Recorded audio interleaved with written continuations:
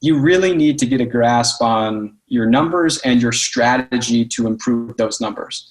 Got And it. I know what most people listening to this are going to say: I fucking hate numbers. And it's like, here's where I'm going to be black and white. I don't fucking care. If you want to win in business, you better learn them and you better make them better.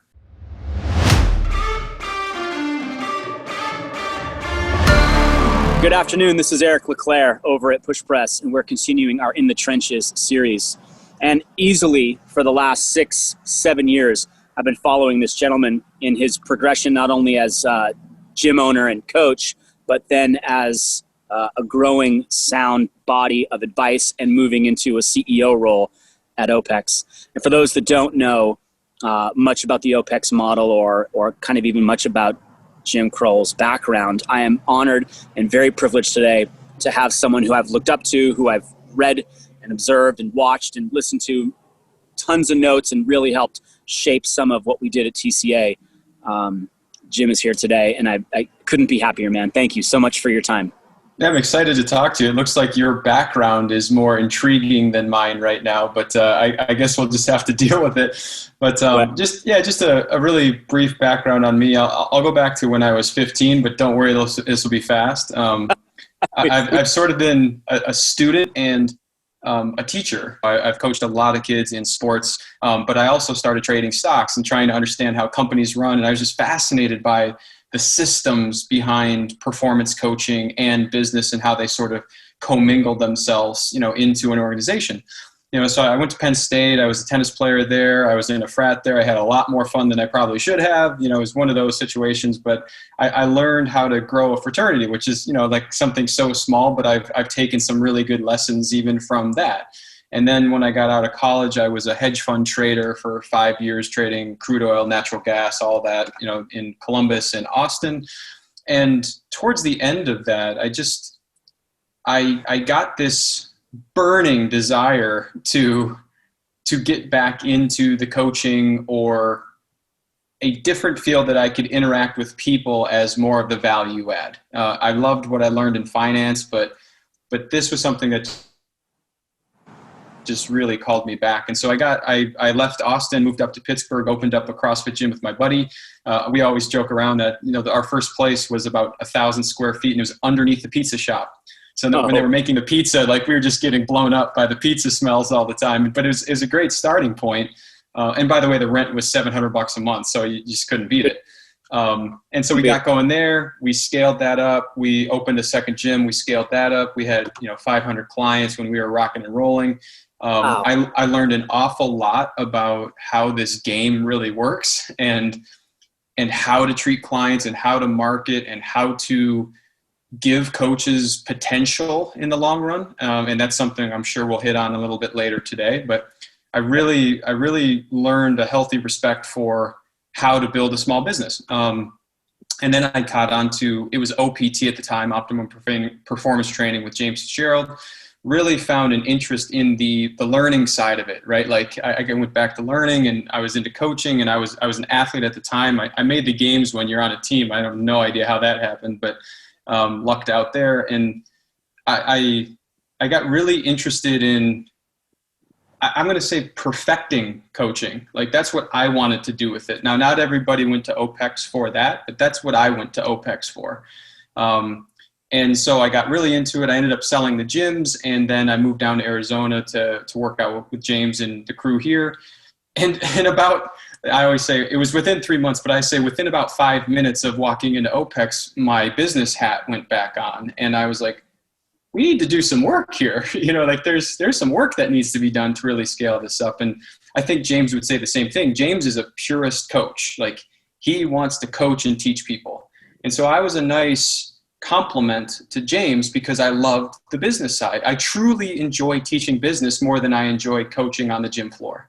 And so we spent, the next 6 years, we just kind of built OPEX into, I just left, at the time of this taping. And so a couple months ago and it's doing really well. And it's, the brand has evolved and the coaching system has evolved and the education has evolved. And I was just really happy that I could be a part of that. And certainly there were lots of people that made that possible, but really a good experience for me. And a couple months ago, I decided it was time for me to kind of go out on my own. I kind of surveyed the landscape checked out a bunch of really cool companies, and just decided that I wanted to do my own thing. Because one of the big things I did at OPEX was I taught all the business. So I taught gym owners how to run gyms, and I built out that within their CCP program, and then I built out a license program, and I kind of just kept teaching business, and so what I found is good at, so yeah, it makes sense.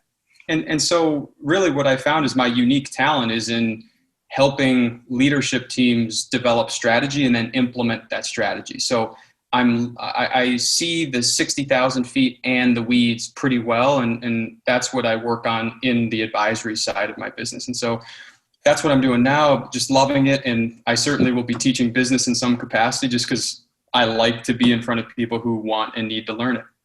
Right. No, and that makes sense. And you've got a captive audience, obviously, on the fitness side, but now you've kind of allowed yourself to open the door to maybe non-fitness brands. Yeah. Yes? Yeah. I mean, I love health and wellness and fitness. And, keep in mind, just for perspective, my advisory, probably I'm going to have 5 clients. This is not a 30, 40, 50, 100 client business for me. This is a small number, hands-on, really help them scale up. Right. And so it's a little bit different than a lot of the business coaches in the fitness world, but that's my niche. And I want to be a part of those companies in a way that's tangibly beneficial to their growth. I dig it. I mean, these are the kind of conversations that, even though if it wasn't for what the brand, the CrossFit mark and the kind of the affiliate model was open to, if it wasn't, we wouldn't have this dialogue today. If it was structured franchise and people had to do what they were told, this wouldn't have happened. So I'm happy that the journey was the way it was. When you go back to that, you said you opened up an affiliate with your buddy, very small, 1,000 square feet. In your mind, there's day-to-day operations, but then there's also that 6-month, 1 year, 3-year journey.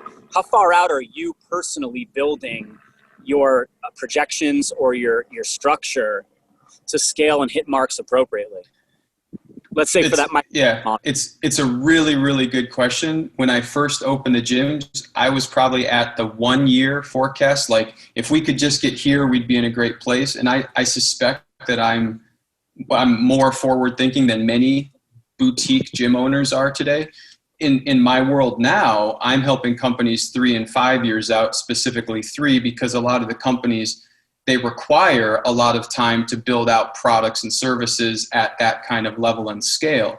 In a micro gym, many of your decisions might be able to be fully implemented within 3 or 6 months, but I do still think that the 1 to 3 year window is extremely helpful from a vision standpoint. So I'm a big believer that things require you to change, right? Like, you have to evolve. Look at what COVID's done to the entire world, right? You have to be willing to see the world for what it is and nothing worse. It's one of my favorite Tony Robbins lines, right? But within that, the vision that you have should be that North Star. So it's like, what am I trying to put out in the world? If you're very, very clear on that, how you help your consumer. Now, all of the things that you're building or people that you're hiring are much more clear as to, well, how valuable is this resource? Because business at the end of the day is about allocating resources. In the micro gym, maybe your biggest resource is your own time. But if you've got 24 hours in the day, what's happened in this world is that so many people got in 5 or 10 years ago at 25, 28 years old, and now they're 35 or they're 40, and they've gone from no family to family, and they haven't grown their business. And I do believe that that's a combination of lack of strategy and lack of execution to that strategy. Now, clearly, that's just a very blanket statement, and that's not fair to say for everybody. But usually when I get into these gyms, and I've helped thousands of them at this point, that is what's lacking, is the connection between a well thought out strategy that's authentic to them and the capacity to execute on that strategy. Correct. So in your journey between being a gym owner yourself and then in turn, well, I shouldn't say now, but in the last few years helping other gyms grow, did you ever look back on that time as a gym owner and think to yourself, if I had to do it all over again, here's my blueprint, and I would go? Would you ever open a gym again under those pretenses?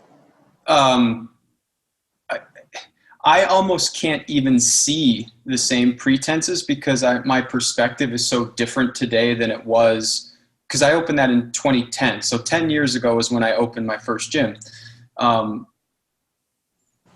So no, I wouldn't open it under the same pretenses. However, let's assume that I could erase some of the memory. If I could put some of these systems into play earlier, I think it would have helped us a lot. We did very well. We treated our clients really well. So principally speaking, I think we had some good answers, i.e. we really paid attention to our coaches and our clients. That mattered a lot. But in terms of how we marketed or what the gym looked like or our specific, service blueprint of how we delivered our coaching, I would have loved to have that refined day one.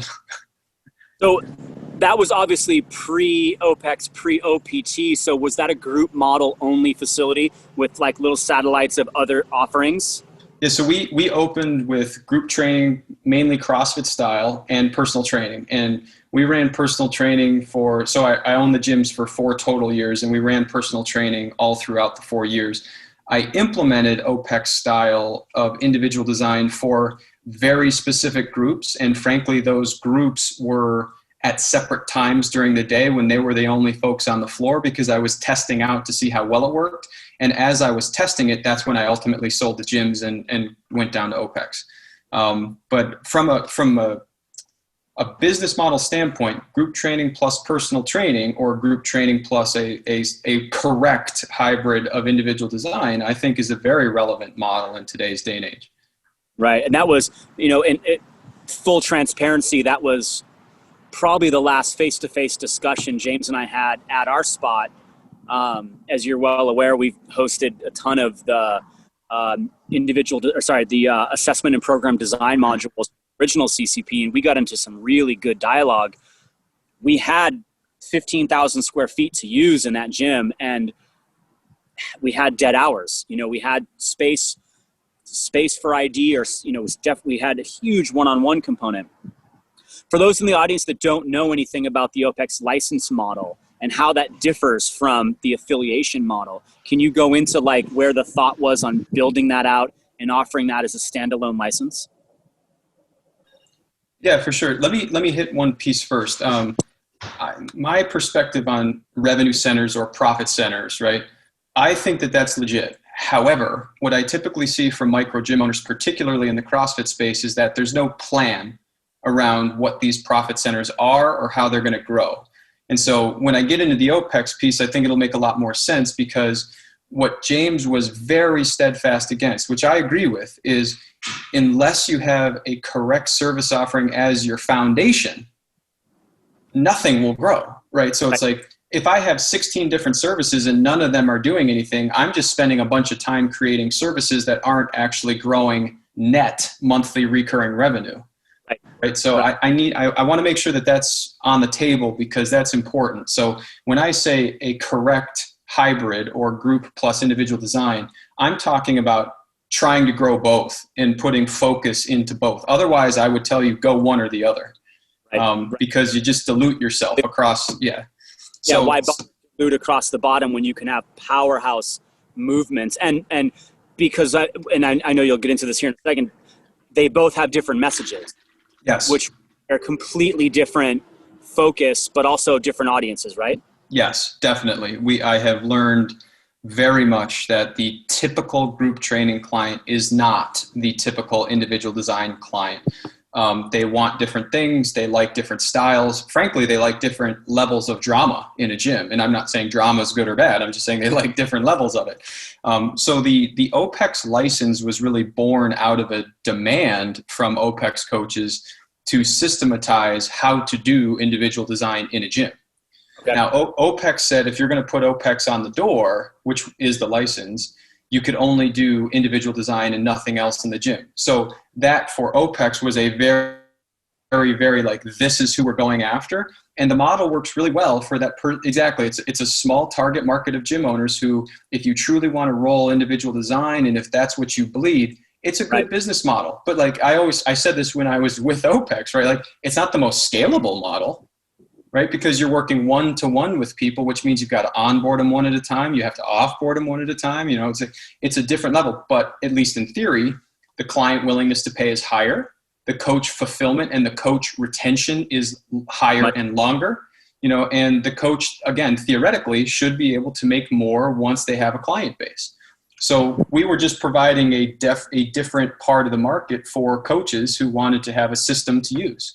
And for those coaches who really wanted individual design, it was solid. Are there any leaders in the space nowadays? So fast forward real quick to 2020, that you're really proud of, that you're like, man, I helped mold this student. They hit the ground, and gosh, I'm just so proud of them today. Let me sort of tweak the question so that it doesn't sound like I was the one who molded them. I don't think that's fair to say. Go ahead. And let me also preface, if any of the other people that I worked with hear this, it's not that I'm not proud of them, right? But I've known one OPEX gym owner for 10 years. She trained at my gym when I first opened my gym 10 years ago. And she's now in her mid-20s in an OPEX gym, doing very well, loves the clients, doing a very good job coaching. Her name's Abby McCormick out of Pittsburgh. She's OPEX Bethel Park. Just a really cool long-term relationship. She's just learned a ton and matured over a long period of time. Certainly the folks I got really close to in OPEX gyms over the last number of years were the OPEX gym mentors, you know, so there's a mentoring system within OPEX. So that's Melissa Guitron out of San Francisco, and Inaki Rosa, Steve Volke, Glenn, how am I, what in the world am I forgetting your last name, Glenn? Anyways, sorry about that. Carl Hardwick started out as a mentor, and then he's now the OPEX CEO, right? And then Sean McCullough out of Baltimore. It's like, I built really good relationships with them because we were on calls so often, just discussing what this looks like for other gyms. And you know, there's countless other coaches out there that I've had great interactions with and seen them grow. And I think what I was always trying to do was to open their eyes to what game they were playing. You know, whether you're in group training, personal training, OPEX, whatever, you need to know what game you're playing and what the general rules are. And I think that a lot of people get into this micro gym game not thinking about the rules. And I always say that in business, there are no scripted rules. So it's like, I'm kind of contradicting myself, but I think you know what I mean. It's like, you need to know how you're going to build your business. I think a lot of people still get into fitness because it's the better option than working in an office.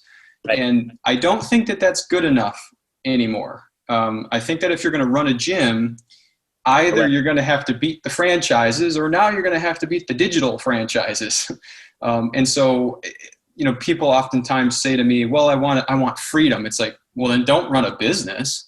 Right. You know, you're not going to get freedom from opening a gym. That's for sure.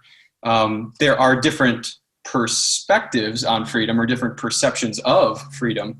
But I think that it's really important for a potential gym owner or an existing gym owner to realize it's like, this is the game that I'm playing.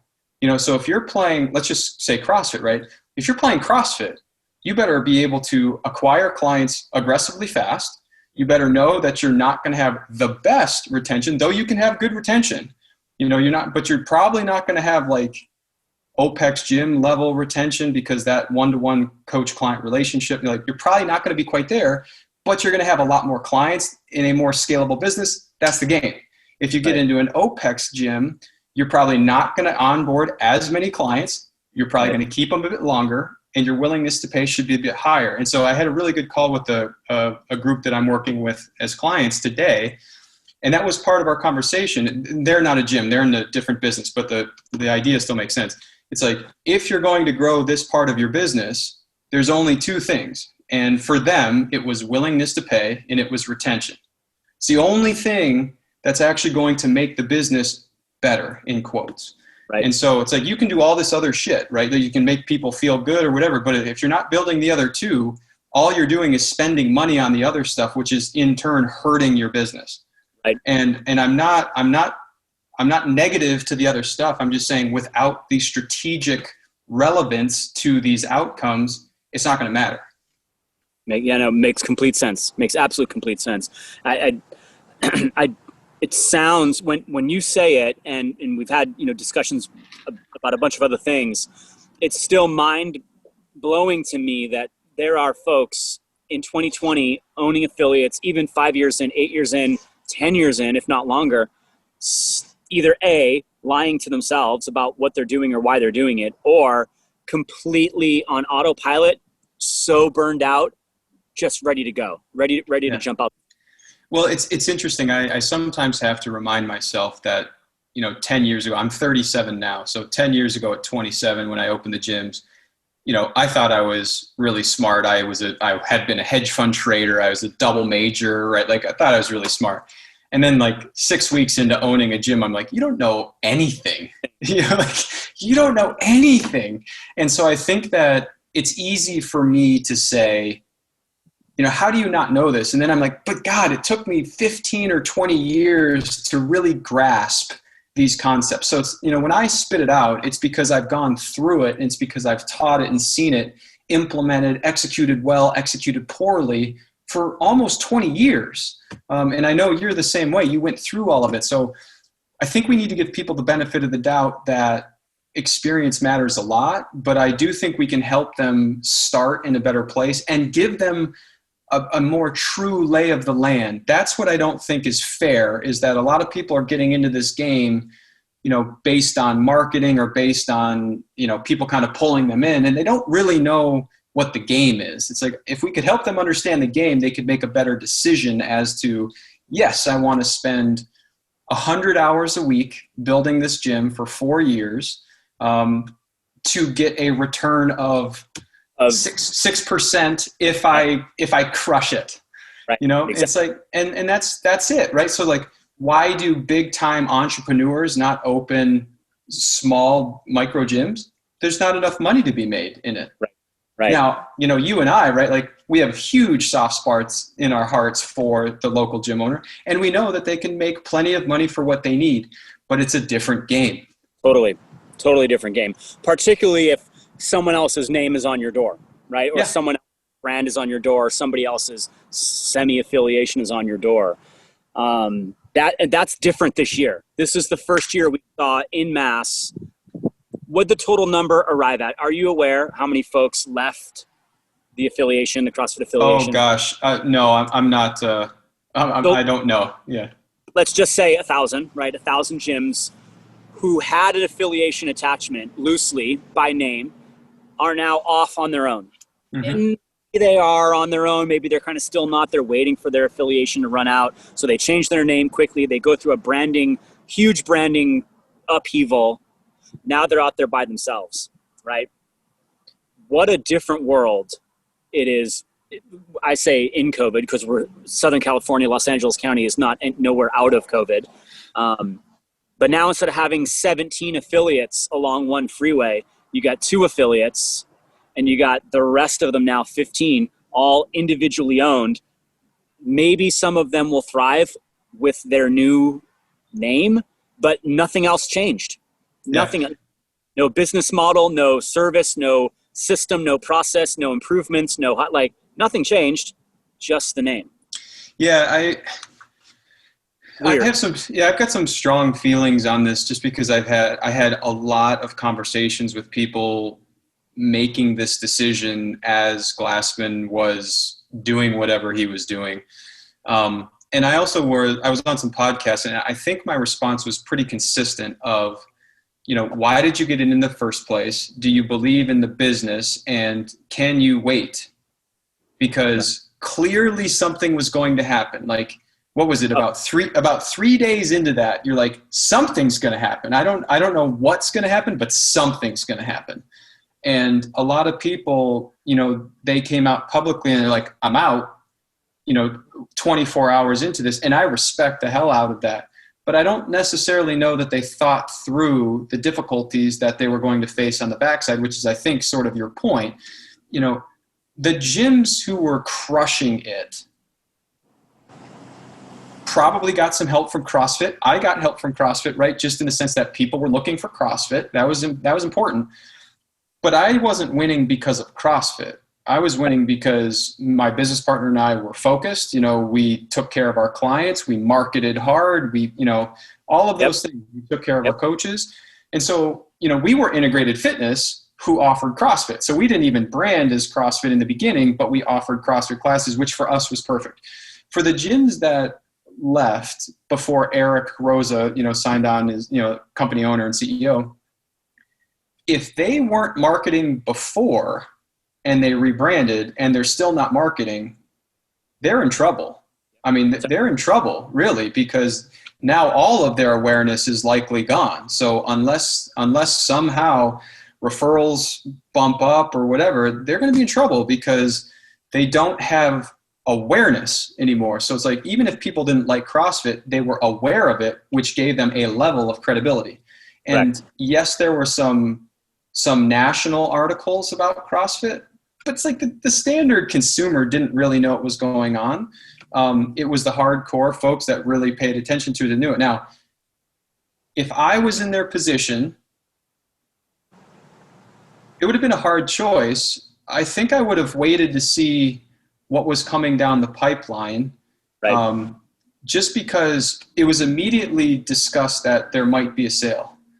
And so it's like, if there's a sale, that could be really interesting who buys it, because there might be more systems, there might be more. And I was always a believer that the games were important. So I don't think that the move to health only was the right strategy. So I would have had a problem the last 2 years as a CrossFit affiliate, seeing no strategy, at least from an operational standpoint. So, you know, when Eric came in, I would, like, if I was still on the fence, I would have been in. And that doesn't mean I would stay. I want to see what Eric does. But based on what I know of Eric, what he did with True Coach, what he did moving his former company to Oracle, I think he's extremely credible, and I think he wants those affiliates to work, and I think he wants the brand of CrossFit to be gigantic. Sure. And if I'm a gym owner, it's like, are you going to say dumb shit on social media? No, Eric's not going to say dumb shit on social media. Is he going to put a team in place that's going to help me? I mean, one of the first people that, you know, that I know personally is Kate Alexander, you know, formerly Kate Pryorly. She's now in as director of affiliates. Like, she's really good, you know? So it's like, I'm pretty sure that they're now going to start to focus on those certain areas. They're going to put the right people in place. They're going to make the games a much bigger spectacle in a positive way, because that builds brand. And so it's interesting. For the people who made the move, I totally get it, but what I would recommend is that you're going to have to market twice as hard, 5 times as hard as you did before, because nobody's going to find you otherwise. I mean, unless you're paying $100 a square foot in, you know, some city, which a CrossFit gym can't afford in most situations. People aren't just foot trafficking by you at a big enough rate to do well. So you're going to have to market hard.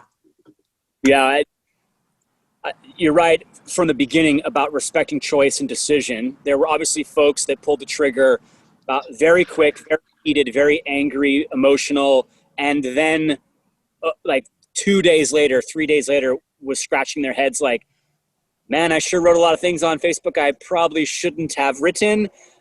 I should be quiet for the next 5 days and just watch.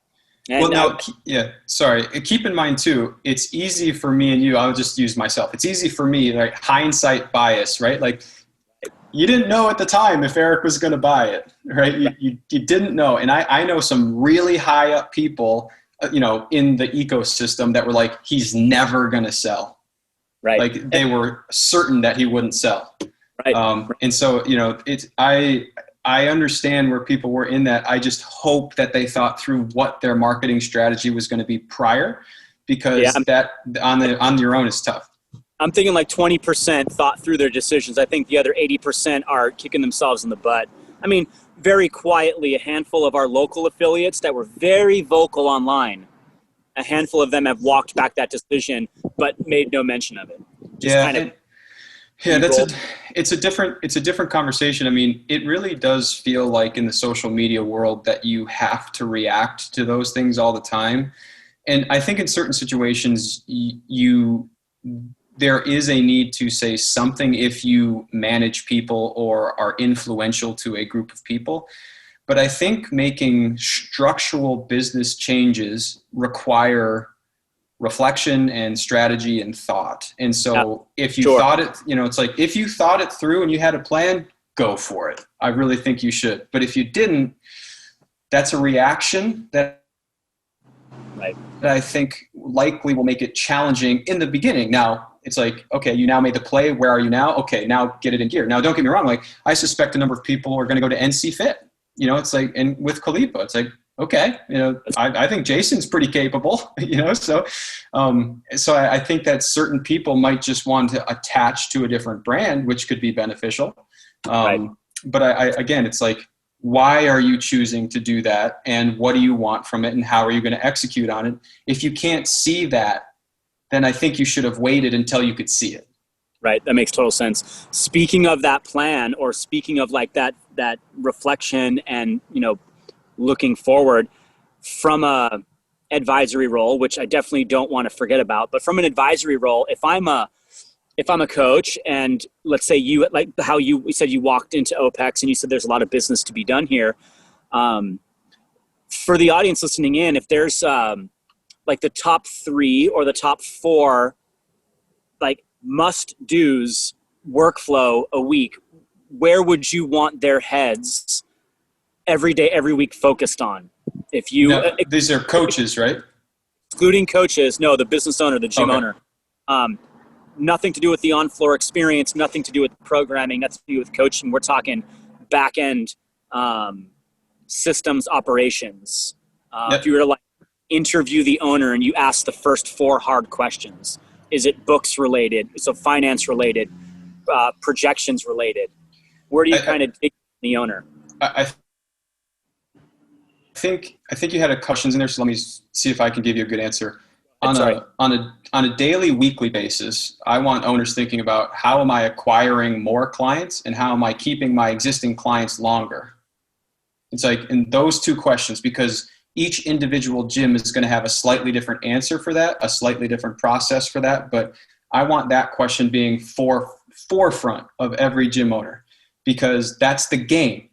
If I get more clients and keep them longer, I win. Right. That's it. Right. So it's like, well, what do I do? If I ask that question, let's just go to the retention side. It's like, how do I retain my clients longer? Well, what's the first thing that you have to be able to do? Calculate your retention. Right. So it's like, maybe the first thing I need to do is to learn how to calculate my retention, and then go historically back to see how my trend has been over the last 3 years. If I can't do that, I cannot possibly retain my people longer, at least systematically. I might luck out, but I'm not going to systematically do it. On the acquisition side, it's like, how do I go get more people? Well, how many people am I getting now, and where are they coming from? Let's assume that every single person came in. I'll just choose from your website, right? Like, you don't know why, it's just your website's working. Great. Step 1, figure out what's working on your website and double it. Is it blogs that have SEO? Is it a great landing page? Is it ads to it? It's like, boom, double that. And I know I'm being quick here, but it's like, that's the concept, right? That's the idea. Yeah. We do not run complicated businesses, comparatively speaking, to Google, right? It's like, we want clients, we want them to pay us more, and we want them to stay longer. And so those are the key questions, so it's like, if I'm always asking that, and then if I'm focused on the biggest priorities based on the answers to those questions, which that's might what be I should. Different gyms. Totally. Yeah. Like if I'm unbelievable on retention, but I'm struggling on acquisition, then I want to put more of my time into acquisition without neglecting retention. But let's just say that I reach my goals on both of those things, and I got price point. Which, by the way, if both of those things are doing really, really well, raise the price. Possibly, but most likely you're making money, right? Like if those things are going well. Now, a third piece that's critical, in my opinion, is your people. So I want to understand how I get more people, how I keep them longer, and how I make sure that my team is successful, happy, and effective. Right. And so it's like, I want to work with the people who are going to interact with the systems and the clients. I want to make sure that I'm asking the right questions to make sure they're good, to make sure the clients are good, that's retention, and to make sure that more new people are hearing about me. It's like those 3 things, big picture, is everything. Is that where the original kind of design of coach, client, company, happiness all kind of ties together? Yes. Okay. Yeah. Yeah. So when we thought about OPEX, it was the coach, the client, and the owner have to win. Right. Yeah. Or owners. Yeah. If you look at that model, or if you look at that triad, and I guess this is asking for a generalization, of all the gyms you work with, which was the weakest? OPEX gyms were weakest in acquisition, typically speaking. Yep. How about gyms outside of the OPEX model? If you were to, like you said, you've worked with thousands of gyms at this time. Is it universally acquisitions across the board, or like no? That is a case by case basis. There are some gyms that, like think about Gym Launch or New You Challenge. Like there were all these acquisition systems that killed it for a little while, and then they stopped working, right? So if I caught you at a time where you were acquiring a bunch of clients, maybe that seems like it's a really good place, but we still need to dig into it. Now, a lot of those people who brought in a whole bunch of people, if you do a little investigation, they probably struggled on the retention side because those people may not have been great fits, which is okay if your net increase in clients is moving, north. And then a lot of gyms don't have any systems in place to structurally help their staff. Right.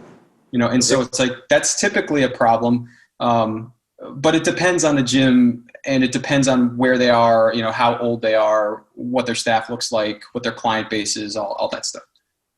I take it. So where did you, if you were to have to think back, where did you draw some of your early inspirations from to care to teach or care to lead? Oh man. Starting with my dad was sort of, I always tell the story that my dad wanted to be the third base coach. He didn't want to be the head coach. He didn't want to be, the guy that was technically in charge. He just wanted to be there to help the kids. That's it, and tons of respect for the head coaches, right? But it's like, that was my dad's role and he killed it. And I just watched him just help kids playing baseball, or if it was soccer, he is the epitome of a coach. My grandfather was the same way. I didn't know my other grandfather that well, so I can't say it. And then on the female side, like my mom, my grandmas, they were extremely teacher based, right? Like, and they were extremely risk averse, right? So it's like I got all these lessons from different angles that sort of have molded me into who I am. But I would say the biggest thing that's down the brainstem is familial. But certainly I had some really good coaches. I played every sport growing up, but I ended up getting into tennis and playing tennis for Penn State. And I had a couple of coaches in high school that I just had tons of respect for. They treated you like adults until you were an asshole, and then they treated you like a kid, right? But they just wanted to help you win. And then certainly when I got farther along, I saw how James was on the education side.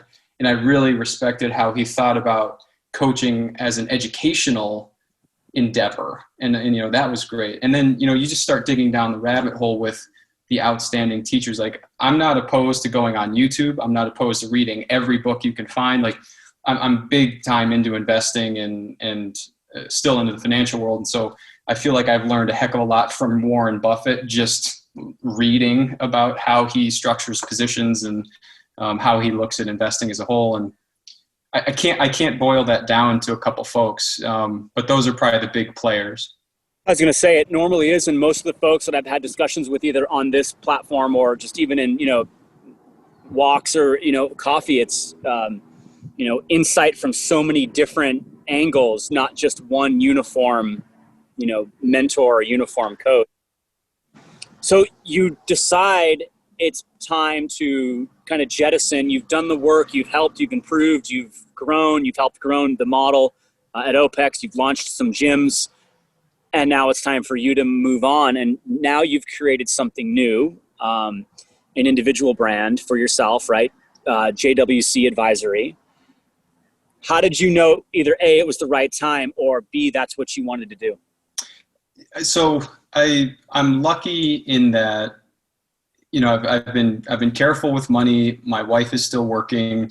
And so I gave myself time. And I think that was really important for me because, if left to my own tendencies or devices, I would have just gotten into the next thing.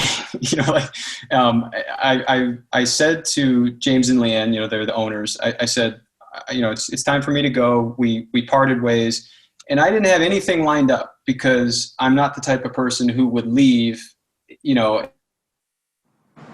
and just be like, boom. That's just not the way that I am. Like, I was fully focused until I was gone. And so it took me a couple of weeks just to relax, essentially, because I was so used to being in it on a daily basis.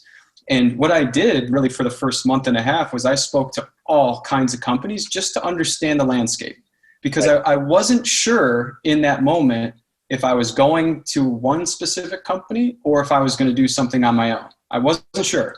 But after, 100 or 200 conversations with people, it was very clear to me that I have a pretty unique skill set. I love the skill set that I have. So I'm lucky in that I like doing what I'm good at.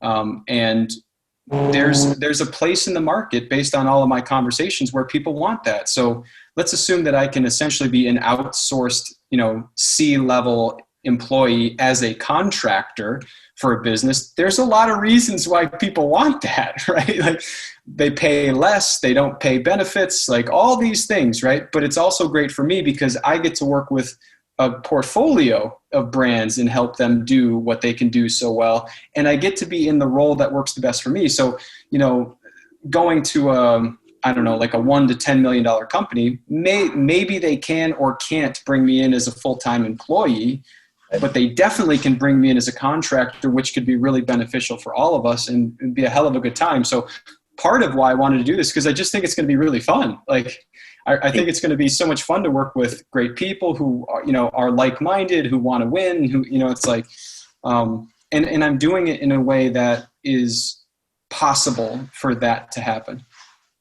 Right. No, that makes sense. I mean, obviously keeping it small, like you said at the beginning, year 1, 5 clients, who knows what year 2 will look like. You might identify that your workflow and your capacity to create change and might move faster such that in a year you scale to 8, you scale to 12, who knows what that portfolio looks like. Yeah. I mean, that's not the goal. The goal would be to stay with 5 and either to increase the engagement with them, because most likely if I do my job with them, they will want, they will be scaling up and they will probably need ongoing support. So I don't want to project that I need 3 more clients to hit my goals. I want to have a deeper level of engagement with the companies that I'm with. Number 1, because that lowers my client acquisition cost because I don't need as many new clients. But 2, for me, the big picture is probably a compounding effect of, I have an investment company as well. And so the companies that I work with most likely over time will work into, either advisory shares or whatever. And it's like, that is to me probably where my compounding will happen, not just on the advisory side, which for me is wonderful because that aligns my interests extremely closely with the people that I'm at. But it doesn't force me to need more clients, right? So you could go to, you own a CrossFit gym and it's like, well, if I could have 100 amazing clients who just paid me $20 more next year, that's the same as if I increased the number of clients and kept the price the same. Right. So maybe the price moves up, maybe I get some advisory shares, maybe, I don't know, but it's like, my goal is not to try to increase my efficiencies. My goal is to provide more value to the few clients that I have. Very interesting. Very interesting. I'm happy to hear that. I mean, that sounds exactly in line with what you, if not everybody else, has in the space, in the particularly the OPEX world, but those that are coaching gym owners to think that way and act that way over time as well. So I'm actually really happy to hear that. Yeah, some Sharon Preet, who you would have known, from life coaching for OPEX. I just remember, watching her talk about, I talk about willingness to pay so much, and now I talk about this, but she put up on the board one day, willingness to receive. It's like there's a willingness to pay from the client, but there has to be a willingness to receive from the coach or the business owner, right? And it's like, before you think about that, it's like probably a lot of people need to work on that a little bit, because theoretically, like in utopia world, why wouldn't all your clients pay you $1,000 a month? Right. It's like, well, what do you mean? It's like, well, Why wouldn't you want them to pay you $1,000 a month? It's like, well, I couldn't get $1,000 a month. It's like, what could you get? It's those types of questions that just open people's minds, because to your point earlier, it's like, if I open a gym, I probably priced at 150 to 175 because that's where everybody else was. Right. Now don't get me wrong. Like, there's reasons why people end up at 150 to 175 or 200 or whatever. It's like, there's reasons, but if you could get 1,000, you would get it. Yep. Yeah. My top 3 or top 5 clients, and I'm working with them. Yeah. Love it. So speaking of those individuals that are listening and are our, not just in the push press space, but as gym owners, general managers soon to become gym owners or wanting to become gym owners. If you could use today's episode, and I know it could be construed as a blanket statement. We have a lot of struggling gym owners, or we have a lot of individuals that were just jammed up big time with COVID. Either A, words of advice, words of wisdom to carry on with their journey, or maybe not for some individuals, but words of advice or words of wisdom for those that are struggling, and or maybe ways to reach out, ways to connect with you. I know you may have some education coming out in the future, but let's start with the first question. Any words of advice or words of wisdom? Maybe I'll say 2 things and maybe it ends up being 3. We'll just see what happens. But I just relearned this. The better your relationships are, and the better you do work on a daily basis with your friends, clients, colleagues, etc., the easier it is to do business with them down the road. So if nobody seems to want to return your calls, that's probably a shot to your historical relationship with them. Now, I've made mistakes in that area and I've done well in that area, so I understand both sides of it. But it's really important that every interaction you have with a colleague or a peer is a good one. So don't have bad days. You know what I mean? Like, don't. And I'm a big believer that you make your decision right on this stuff. Like, you can be an asshole or not. It's your choice. So I think it's important to build good relationships, add value. It's like, don't expect people to just give you things. You know what I mean? You add value first, and then maybe you get value in return. Yes, you might get screwed over here and there. I just think that it's much easier to do business down the road with people if you're like that. The second thing is that I think it's extremely important, especially right now during COVID, to have more conversations with your target market. So, you look at what you're doing in the trenches, right? You're 50 episodes deep in this podcast. A lot of it was because COVID required that you guys were more connective with your audience. I think that's wonderful. We did the same thing at OPEX. It paid off handsomely for us in more coaches that we could help. So I think it's really important to figure out how to have conversations with people even during COVID. Right. And then maybe the third part is, it's funny, like, so many times I end up on the numbers and the system side of it. We didn't go there, which is really fun for me, but you really need to get a grasp on your numbers and your strategy to improve those numbers. And I know what most people listening to this are going to say: I fucking hate numbers. And it's like, here's where I'm going to be black and white. I don't fucking care. If you want to win in business, you better learn them and you better make them better. I guarantee it. That's the title right there. But it's just really important. It's like, if you're going to be a business owner, you don't have a choice. Now, if you've got so much money that you can have somebody else do it, I still think you need to know what the numbers are so that you can guide the business.